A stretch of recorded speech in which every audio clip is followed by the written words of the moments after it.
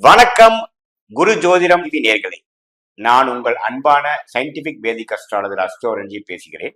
நல்லது நினைப்போம், நல்லதே நடக்கும். இப்ப பாத்தீங்கன்னா இந்த கோச்சார பலன்களே எப்படி பலன் செய்யுதுன்னு பாத்தீங்கன்னா, அந்த குரு பயிற்சி, சனி பயிற்சி, ராகு கேது பயிற்சி என்று சொல்லப்படுகிற ஆண்டு கிரக பயிற்சியும், மாத பயிற்சி என்று சொல்லப்படுகிற செவ்வாய் பயிற்சி, சுக்கிர பயிற்சி, சூரிய பயிற்சி, அது மாதிரி பயிற்சிகள்லாம் பார்க்கும் பொழுது இது எப்படி நமக்கு ஒரு தாக்கத்தை கொடுக்குதுன்னா, தசாபுக்திகளே உங்களுடைய துல்லியமான பலனை கொடுக்கக்கூடியதுக்கு ஒரு மெயினான விஷயமாக இருக்கிறது.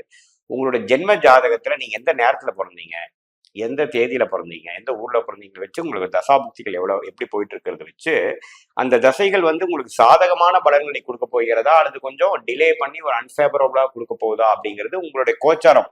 அதாவது நம்ம இந்த வீடியோல எல்லாம் பார்க்கக்கூடிய பெயர்ச்சி பலன்கள், மாத பலன்கள் வச்சு நம்ம ஒப்பிட்டு பார்த்து தான் நம்ம பலன் எடுக்கணுமே போலிய இது ஒரு பொதுவான பலன்கள் என்று நீங்க தெரிஞ்சுக்கணும். இது ஒரு மெயினான, இது முழுசான ஒரு பலனா இல்லாமல் உங்களோட தசாபுக்திகளோட ஒப்பிட்டு பார்க்கணும்.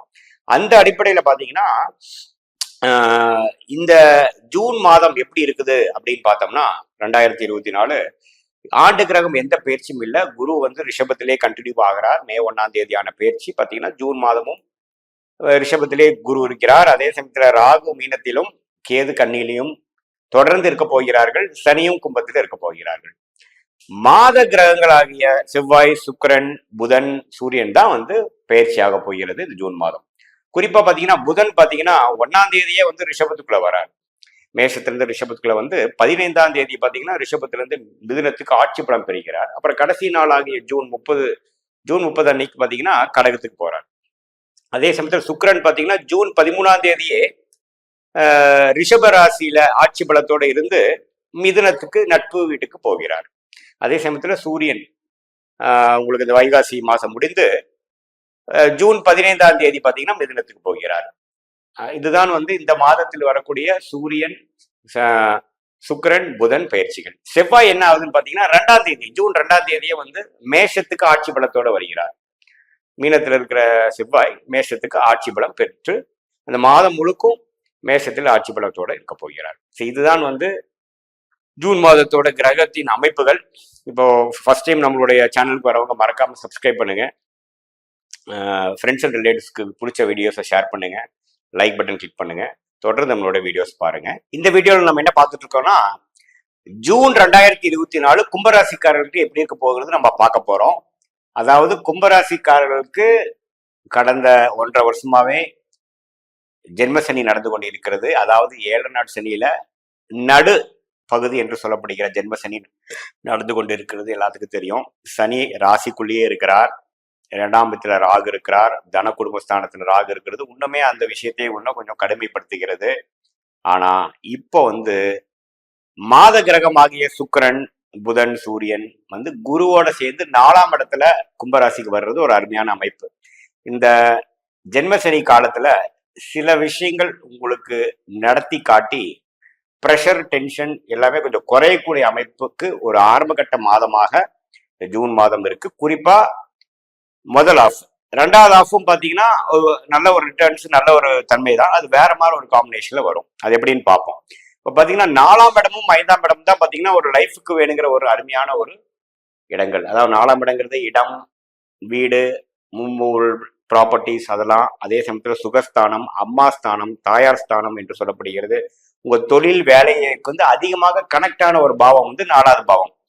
அதே சமயத்துல 5ஆம் பாவம் என்று சொல்லப்படுகிற லக்ஷ்மி ஸ்தானம் பாத்தீங்கன்னா உங்களோட லக்கு, உங்களுடைய யோகங்கள், குழந்தைகள் சம்பந்தப்பட்ட விஷயங்கள், உங்களுடைய டேலண்ட், கிரியேட்டிவிட்டி, நீங்க செய்யறது விஷயங்கள் சரியாகவும் வெற்றியாகவும் வரக்கூடிய ஒரு நல்ல ஸ்தானம் தான் 5ஆம் பாவம்.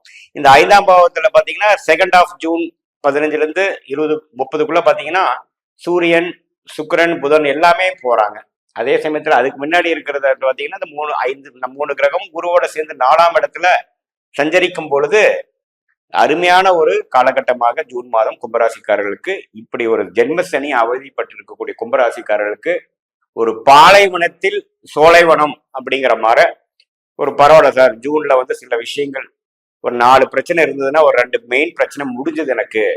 உனிமேல் அந்த பிரச்சனையை பத்தி நான் ஒரி பண்ண வேண்டாம். மீதி இருக்கிற 2 பிரச்சனையை ஒரி பண்ணா போதும். அந்த அளவுக்கு எனக்கு கொஞ்சம் நிம்மதி பெருமூச்சு கொடுத்த ஒரு மாதமாக கண்டிப்பாக கும்பராசிக்காரர்களுக்கு ஜூன் மாதம் இருக்கிறது. அதுக்கு மெயின் நான் ரீசன் சொன்னது பாத்தீங்கன்னா, இந்த சுக்கிரன் கும்பராசியோட ராஜயோகாதிபதி என்று சொல்லப்படுகிற சுக்கிரன் வந்து 4ஆம் இடத்துல ஆட்சி பெறுகிறார். அதே சமயத்துல 5ஆம் இடத்துல நட்பு வீட்டுக்கு போகிறார். அதே சமயத்துல அடுத்த ராஜயோகாதிபதி என்று சொல்லப்படுகிற புதனும் பாத்தீங்கன்னா 4ஆம் இடத்திலும் 5ஆம் இடத்திலும் ஜூன் மாதம் முழுதும் இருக்க போகிறார்கள். இப்படிலாம் இருக்கும் பொழுது அதே சமயத்துல 7ஆம் வீடு அந்த பங்குதாரர் மனைவி இது மாதிரி பாவங்கள் பாத்தீங்கன்னா அதுவும் நல்ல இடத்துலதான் இருக்கிறாங்க சூரியன். ஸோ 4, 5ல அப்புறம் நல்லாவே ஒரு நல்ல மாற்றம். இது வரைக்கும் நீங்க முயற்சி செய்துட்டு இருந்த தொழிலதிகளா இருக்கட்டும், மாணவர்களா இருக்கட்டும், வேலையில இருக்கிறவங்களா இருக்கட்டும், எல்லாத்துக்குமே ஒரு நல்ல டிரான்சிஷன், நல்ல ஒரு ஃபேஸ், உங்களுடைய ரிசல்ட்ஸ் எல்லாம் கொஞ்சம் பாசிட்டிவா வரக்கூடியது. உங்க முயற்சிக்கு கொஞ்சம் ரெகக்னிஷன், உங்க முயற்சிக்கு கொஞ்சம் பலன் கிடைக்குது. இது வரைக்கும் நீங்க செய்திருந்த வேலைக்கு ஒரு ரெகக்னிஷன் கிடைக்குதுங்கிற அளவுக்கு கொஞ்சம் பெருமூச்சும் கொஞ்சம் மனம் சந்தோஷமும் அடையக்கூடிய ஒரு மாதமாக கண்டிப்பாக கும்பராசிக்காரர்களுக்கு ஜென்ம சனியில் அவதிப்பட்டு நமக்கு வாழ்க்கை உண்டா, எவ்வளவு நாள் தான் இப்படியே இழுத்துட்டு இருக்க போகுது, நம்மளோட எப்படி எவ்வளவு நாள் தான் இந்த விஷயங்கள் இவ்வளவு ஸ்லோவா போகுது, எதுவுமே நம்மளுடைய வேகத்துக்கு வரமாட்டேங்குது, நம்ம கையில் இல்லாத விஷயங்கள் நிறைய நம்மளை வந்து இப்போ கண்ட்ரோல் பண்ணுது, லெஃப்ட்டும் போக முடியல, ரைட்டும் போக முடியல, ஃப்ரண்ட்டும் போக முடியல, பேக்கும் போக முடியல, ஸ்டக்காகி இருக்கக்கூடிய நிறைய மக்கள், அதாவது தொழிலதிபர்களா இருக்கட்டும், வேலையில் இருக்கிறவங்களா இருக்கட்டும், எல்லாத்துக்கும் ஏதோ கொஞ்சம் பரவாயில்லை, ஒரு பிளசன்ட் சர்ப்ரைஸா அமைஞ்சது அப்படிங்கிற அளவுக்கு